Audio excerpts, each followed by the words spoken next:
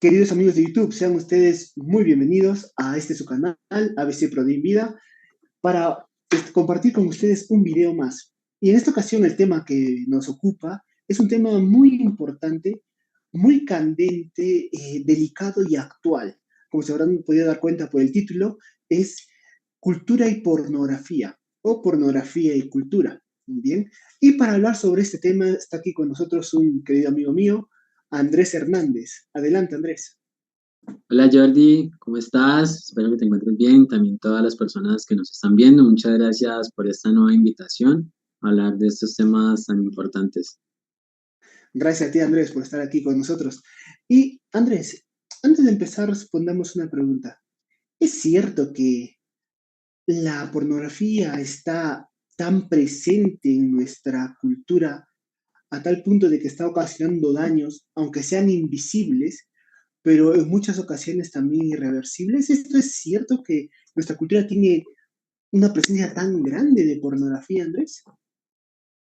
Yo considero que sí, Jordi. Ya partamos desde por allá de los años 60 con la llamada revolución sexual, que desde ahí se han ido como tal sexualizando más de lo debido o tergiversando la palabra sexualidad.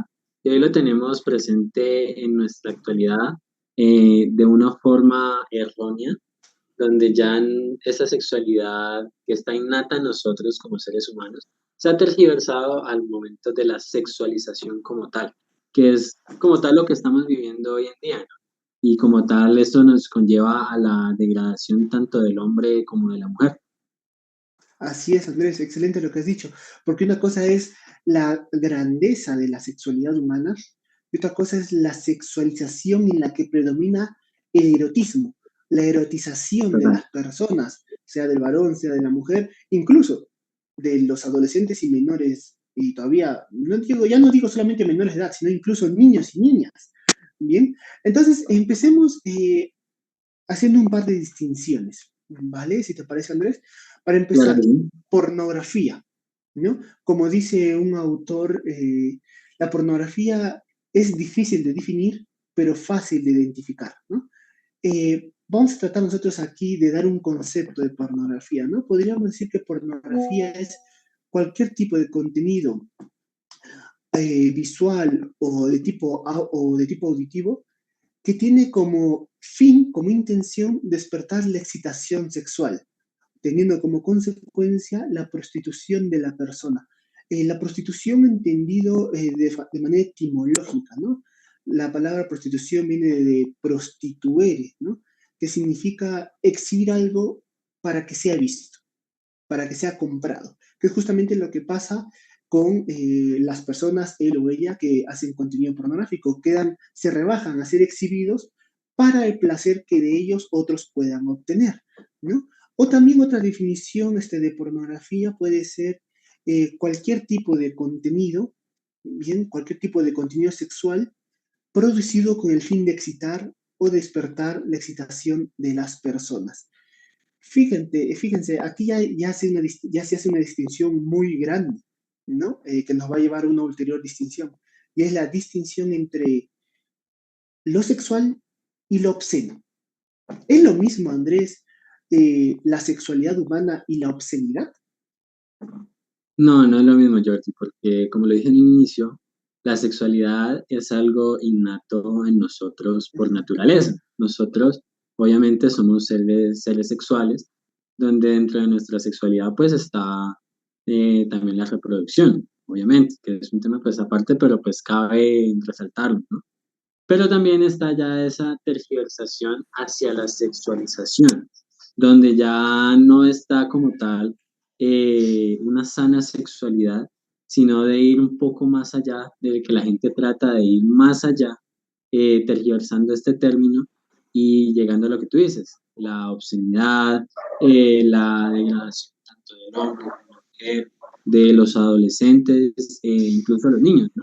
Entonces ya son temas muy apartes, pero la gente sigue creyendo que van de la mano, que son, por así decirlo, que son comunes, que son entre Así ellos es. recíprocos. Así es, Andrés. Y de suyo, podríamos dar un principio que nos ayuda a distinguir, ¿no? Hacer esa diferenciación. ¿Qué es obsceno y qué no es obsceno? Por ejemplo, lo sexual fue creado por Dios, ¿ok? El acto sexual, los genitales que entran en juego en el acto sexual fueron creados por Dios. Fíjense, tanto es así que el mismo Juan Pablo II, cuando habla de la sexualidad, nos dice que la sexualidad no es algo que nos asemeje a los animales, sino que es algo que nos hace más semejantes a Dios. ¿Por qué? Porque la sexualidad nos permite esa comunión de personas dentro del matrimonio. Ahora, ¿cuándo la sexualidad se convierte en obscenidad? La sexualidad se convierte en obscenidad cuando es quitada de ese marco de amor, entrega total. Es decir, cuando es quitada de ese marco sagrado que lo protege, que es el matrimonio, donde la sexualidad ya no es una expresión de amor, sino que es simplemente un disfrute de la otra persona. Que a mí la otra persona, cómo se llame, ni me interesa, si está pasando problemas, ni me interesa, lo único que me interesa es el placer que de su cuerpo, de su físico, yo pueda obtener. Eso es obscenidad. ¿Bien? Esto es muy importante. Entonces, no sé, Andrés, si creo que queda claro, ¿verdad? La diferencia entre sexualidad y obscenidad. Es obscenidad todo uso de sexualidad que salga de ese marco sagrado del matrimonio. No sé, Andrés, si tú deseas decir algo más o hacer otra diferenciación. Sí, total, y creo, Jordi, que ahí cabe también resaltar un poco, porque considero que cabe en este tema la diferenciación. Ya hablando un poco más, entrando en materia, sobre el arte y la pornografía como tal, ¿no? Donde, digamos, se ha tergiversado el término arte para poder llegar a darle cabida a la pornografía como tal. O sea, la llaman arte cuando de arte, pues, poco tiene. Y de pronto muchas personas se preguntarán, ¿cómo así que el arte? Pues conocemos que existe los desnudos artísticos, incluso como hablábamos detrás de cámaras, ¿no? Nos pueden preguntar, bueno, pero en la Biblia existen, existen los desnudos, por lo menos en Así el libro es. de Génesis, en Adán y Eva, también en el libro de los Cantares, que es un poco explícito, por así decirlo, pero hay que Bastante hacer esa explícito. diferenciación. Así Exacto, es. total. Pero hay que hacer esa diferenciación entre lo que es arte y lo que es pornografía como tal, donde ya, digamos, el arte en sí no es tan obsceno como lo está presentando o como nos lo quiere hacer ver la pornografía, ¿no? No sé tú qué tengas que decir ahí. Sí, así es, Andrés. A ver, esta diferenciación que tú estás haciendo, este comentario, me parece muy válido, porque las personas se los podrían preguntar, ¿no? ¿Qué tiene malo la desnudez? Si en la Sagrada Escritura Adán y Eva iban desnudos, y no es que iban desnudos, sino que Dios los creó desnudos, ¿no? Exacto. Incluso la gente lícitamente, de manera muy justificada, podría decir, pues la Capilla Sixtina o el Vaticano están llenos de desnudos, varones y mujeres, ¿vale? Y es aquí lo que tú dices, hacer una diferenciación de la mejor manera que nos sea posible entre arte y pornografía, ¿bien? Y lo que busca el arte es sublimar el espíritu humano, ¿bien? Elevarlo hacia Dios. Lo que busca el porno es centrar la atención humana ni siquiera en la otra persona, sino en partes del cuerpo de la otra persona. Aquí, como decía un autor, no se trata tanto de que el cuerpo humano sea malo o sea bueno, porque el cuerpo humano no es malo, el cuerpo humano es bueno. Ojo, la Iglesia Católica en su doctrina dice que el cuerpo humano, con toda su sexualidad, son buenos. Lo contrario es una herejía, ¿vale? Aquí tiene más que ver también la intencionalidad del productor. El suyo me está haciendo recordar una conversación que tuve con un chico que estaba estudiando justamente artes y decía que ellos tienen técnicas específicas para cuando dibujan un desnudo humano, hacer que despierte erotismo o hacer que no despierte erotismo.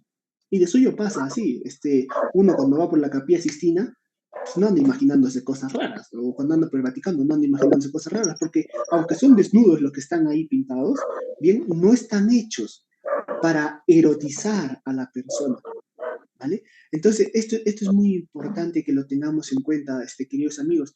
El cuerpo humano es bello, es sagrado. Como dijimos antes con la sexualidad sagrada se convierte en obscenidad cuando sale de ese marco sagrado que lo protege, que es el matrimonio.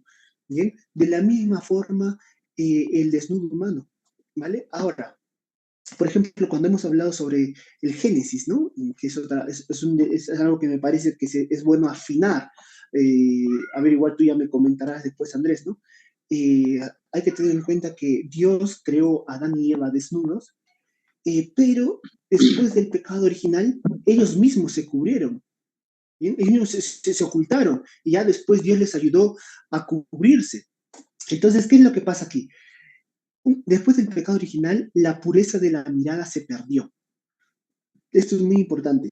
La pureza de la mirada se perdió. Ya no vemos al otro como un don de Dios que tenemos que proteger y servir, sino que vemos al otro como algo que tenemos que poseer, como que disfrutar, aunque sea a costa de pisar su dignidad. Es justamente lo que pasa en la pornografía.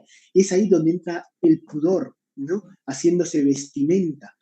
¿No? Entonces, aquí no vale decir, no, pues si Dios creó desnudos a Adán y Eva y en el libro de Cantar los Cantares, pues dice cosas súper explícitas, pues entonces estará bien.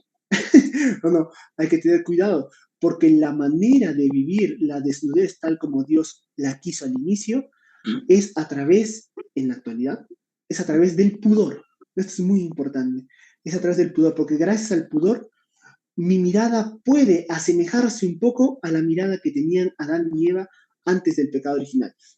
Asemejarse un poco. Bien, eso va a depender de la vida espiritual y de oración de cada uno, pero el pudor me ayuda.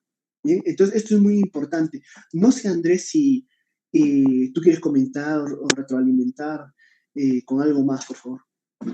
Sí, total, Jordi, estoy completamente de acuerdo contigo y también me gustaría resaltar nuevamente lo que tú has dicho, ¿no? De que la gente muchas veces se pregunta del por qué. Incluso también en catequesis de confirmación había un chico ¿Sí? que me hacía pues que me hacía la pregunta, ¿no? De que por qué de pronto los animales sí podían o no, pues tener, era una pregunta curiosa, pero decía, ¿por qué pueden tener más facilidad para tener relaciones o distintas parejas? Y creo que hay una colación, ¿no? Y es lo que tú en un momento mencionabas, nosotros por naturaleza también somos animales racionales. Entonces, también de pronto la iglesia en estos temas también ha querido resaltar esa divinidad del cuerpo de tanto el varón como de la mujer. Por eso no lo muestran como algo erótico, sino más bien como algo divino, algo hermoso que se Así debe es. cuidar. Así es, así es. Y de suyo, bueno, pregunta particular, ¿no? De este alumno tuyo de catequesis, pero muy buena, porque los chicos a veces hacen preguntas que nos hacen cuestionarnos los fundamentos, ¿no? Y aquí, queridos amigos, hay que decir que la sexualidad humana tiene un sentido, la sexualidad animal no tiene un sentido. Dentro del sentido de la sexualidad humana está la fidelidad a la otra persona. Dentro del sentido de la sexualidad animal no hay fidelidad. Están gobernados por las hormonas, por el instinto. Bien, entonces, ¿por qué? Porque la sexualidad es humana, no se queda solo en sexualidad. Bien, alcanza su grandeza cuando se vive de manera humana. La manera natural de vivir la sexualidad no es como lo viven los animales, sino tal como indica la razón iluminada por la fe.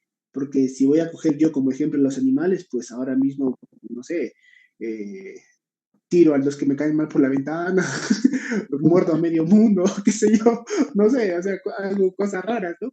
Entonces, la manera natural de vivir la sexualidad de la humanidad no es como lo viven los animales, sino como lo vive, sino como manda la razón iluminada por la fe. Y dentro de estas, estas distinciones que estamos haciendo, Andrés, me parece muy importante también hablar del impacto a nivel estadístico que la pornografía tiene en las sociedades y que tienen las sociedades no solamente de manera general, sino de una forma muy específica, haciendo referencia a las fiestas civiles que, por ejemplo, se van realizando. Por ejemplo, hace poco fue la fiesta de San Valentín y la página de contenido pornográfico más grande nos enseña que hay una relación también entre estas fiestas civiles y el tipo de contenido pornográfico que la gente consume. ¿Tú qué nos puedes decir al respecto, Andrés? Totalmente de acuerdo, Jordi. Es más, hace poco también vi un reporte estadístico de una de estas páginas, que también es de las más grandes, donde se resaltaba, digamos, en el caso de Colombia, una encuesta que se hizo como un ponderado, y es que, digamos, el país Colombia ocupa el puesto número 17 en el mundo donde más se consume pornografía. Y un dato curioso de esa misma estadística es que muestra que la mayor cantidad de personas que consumen pornografía son mujeres, alcanzando un 51%. Entonces, vemos como esta tendencia de que ya se está consumiendo mucha más pornografía que años atrás, ¿no? Y considero que esto tiene que ver mucho con las facilidades que hoy tenemos en el acceso al Internet, los celulares, los computadores, etcétera. Así es, Andrés, lo suyo lo que antes se denominaba las autopistas de la información, ¿no? Que son justamente los medios de comunicación, el celular, la televisión. Hoy en día, por desgracia, se han convertido en autopistas para atentar contra la dignidad humana, ¿no? Tergiversando la vivencia correcta de la sexualidad y del placer. Porque el placer no es el problema. El problema es cuando se vive fuera del marco que protege la dignidad humana, ¿no? Ahora, ¿qué es lo que pasa? Eso yo, tú acabas de decir algo muy importante. Cada vez más mujeres consumen pornografía y eso es un hecho, ¿vale? A nivel de país, por ejemplo, en Colombia son más las mujeres, según esta estadística. A nivel general tienden a ser más los hombres. Sin embargo, aquí tenemos que decir o hacer una pequeña reflexión, ¿no? Eh, Porque la gente se podría decir, ve, la pornografía es mala siempre y cuando obliguen a la mujer, ¿no? Porque la pornografía siempre se ha visto como un sometimiento de la mujer al varón. Y esto no lo dice ni siquiera solo la Iglesia Católica, sino que lo dicen las mismas feministas, ¿no? Dentro de tantas ramas de feminismo que hay, muchas feministas dicen que la pornografía es un abuso de la mujer, ¿no? Pero la gente podría preguntarse, pero si la mujer quiere, entonces ya no es tan grave. ¿O tú qué piensas, Andrés? O sea, ¿basta que la mujer quiera para que el asunto no sea grave o sigue siendo grave? Yo considero que sigue siendo grave, Jordi, porque Así es. digamos está la parte de la dignidad de la persona, ¿no? De Así es. que estás degradando la dignidad, de que se está degradando. Y digamos, tú tocas un tema muy importante y es en el querer de la mujer, ¿no? Hoy tenemos muchas otras plataformas donde ya no es como con compañías muy grandes, sino lo que se conoce como un contenido más exclusivo donde pues ya no tienen que hacer parte de estas productoras, ¿no? Sino que ya es más personal, por así decirlo. Y entonces ya se está creando una nueva tendencia, una nueva ola de la pornografía, considero yo. No sé tú qué tengas que decir. Así es, así es, Andrés. Y eso es muy importante, respondiendo a la pregunta inicial, decir que el hecho de que la mujer haga la pornografía o el varón haga la pornografía de forma voluntaria no disminuye la gravedad, todo lo contrario. O sea, nos demuestra de una manera muy palpable, ¿sí? La crisis de sentido que el ser humano está viviendo. Es decir, aunque la mujer quiera hacerlo de forma libre, entre comillas, ¿vale? Eso no quiere decir que sea menos grave, sino es todavía más grave. ¿Por qué? Porque ni la misma mujer se está respetando, o ni el mismo varón que está metido en eso se está respetando. Es decir, las mismas personas, como tú bien has dicho, Andrés, son las que están atentando contra su propia dignidad y su propia grandeza, su capa de libertad. Y esto pone el presupuesto para algo todavía más grave, que es el porno infantil o el abuso de menores o las relaciones sexuales con menores. Varios autores ya abogan por que se puedan mantener relaciones sexuales con menores. ¿Cuál es la lógica detrás? La lógica detrás es que, hombre, si basta el consentimiento para que ese acto sexual esté bien o para que ese acto sexual sea bueno, si puede dar el consentimiento un chico de 18 años, ¿por qué no lo puede dar una chica de 17? ¿O por qué no lo puede dar una chica de 12? Total, es una chica madura, es una chica que sabe lo que está haciendo, ¿no? Entonces, aquí es un terreno muy muy difícil, ¿bien? Es un terreno minado, pero aquí hay que decir algo. Las cosas no son buenas porque se hagan de forma libre. Yo de forma libre puedo matar a alguien si quiero. Eso no hace que matar a alguien esté bien. O yo de forma libre puedo, no sé, hacerle caso a una chica que me dice golpéame y tírame al río. Bueno, ella quería que la golpee y la tira al río. No, o sea, el hecho de que por el hecho de que los actos sean libres no significa que sean buenos. Y hay que revisar ahí ese concepto de libertad, pero bueno, eso es otro tema. Bien, entonces, ¿cuándo podemos decir, cuándo la libertad es buena? La libertad es buena cuando respeta la dignidad de la persona, cuando respeta la dignidad del menor. Ojo, y cuando respeta la dignidad de la mujer, aunque la mujer no quiera respetar su dignidad. Aunque venga mi amiga, no sé, quizás muchos tienen experiencia de esto, ¿no? Viene mi amiga y me dice, oye, mira estos videos que he hecho, estos videos prohibidos, ¿no? Pues, oye, aunque tú me quieras mostrar tus videos prohibidos y tú te quieras faltar al respeto, yo no te voy a faltar al respeto. Yo no pienso verlos, ¿vale? Entonces, esto es muy importante. La bondad y maldad, el respeto de la dignidad van más allá de la libertad, ¿vale? No sé, Andrés, si ha quedado clara esta reflexión. ¿Tú qué opinas? ¿Podemos añadir algo más? Sí, total, Jordi. Ahí cuando tú hablas un poco de los niños, hay un autor que hablábamos por detrás de cámaras que hace la salvedad de que, digamos, la pornografía ha tenido como cierta liberación, como cierta libertad, o se ha conseguido en nuestra sociedad como buena, pero hasta el límite de la pornografía infantil, ¿no? Donde ya, Como el digamos, tope. sí, como hay ese cierto tipo de topes, ¿no? Digamos, como también lo mencionábamos, la pornografía genera una adicción y la adicción nos va pidiendo más y más y más, más como otro tipo de adicciones, ¿no? Totalmente, Entonces, totalmente, totalmente. digamos, socialmente, en este momento, el tope va como hasta la pornografía infantil.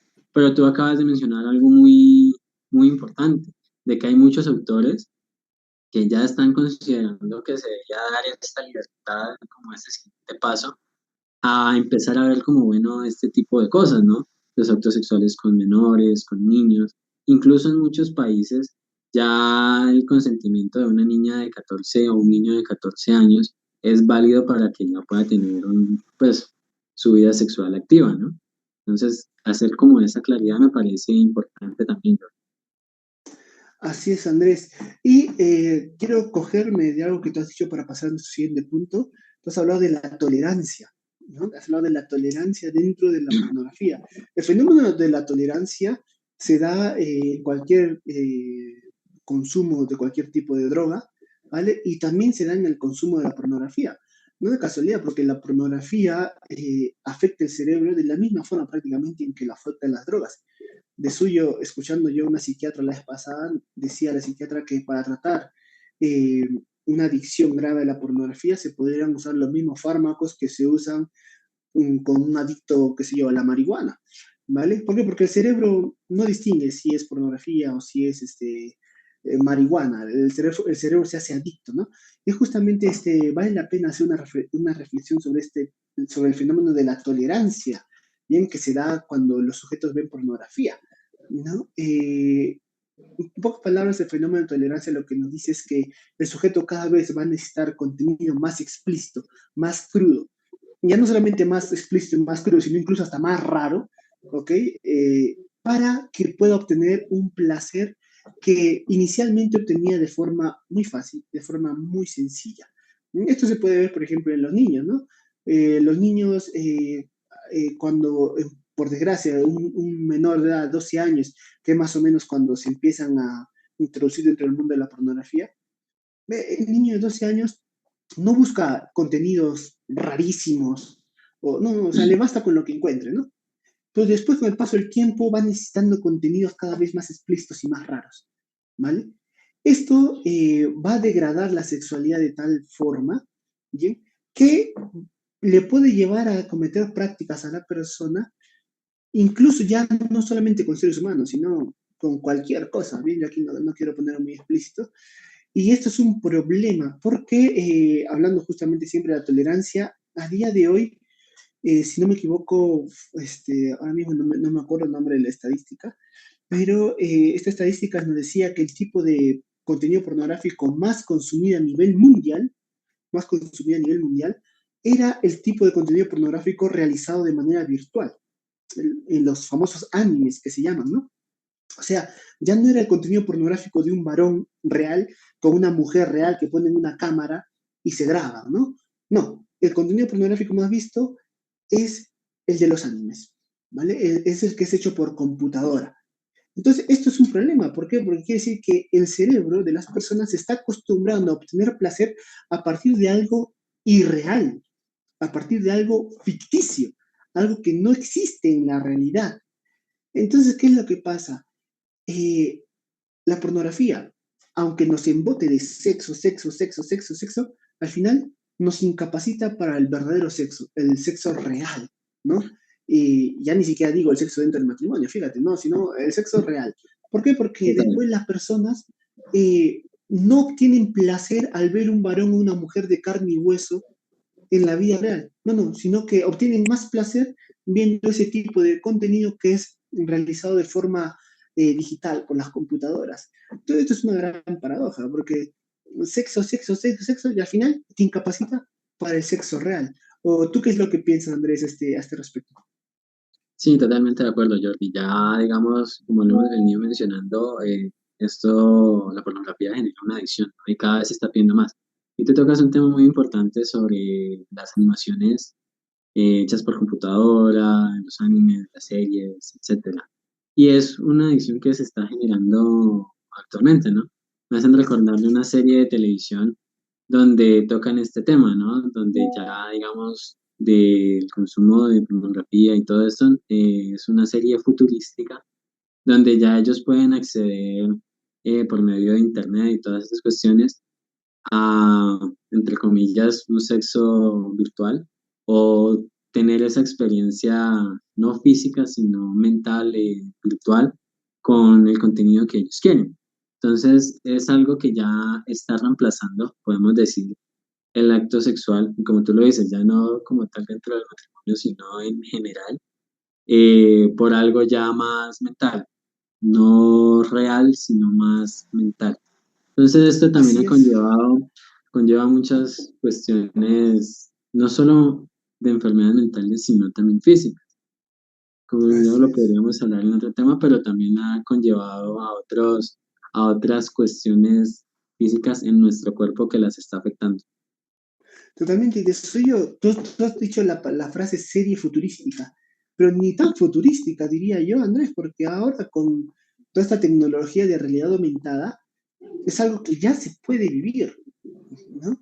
Entonces, fíjate lo que sucede. La pornografía empieza con un desprecio por la persona para terminar sustituyendo a la persona. Es decir, empieza despreciando a la persona en el sentido de que la rebaja solamente a su dimensión, bueno, ni siquiera dimensión, a su componente erótica, a después quedarse solamente con la parte erótica y desechar a la persona, hasta tal punto de que de manera virtual se pueda acceder a eso. Por ejemplo, eso es una serie futurística, pero a día de hoy ya se puede hacer.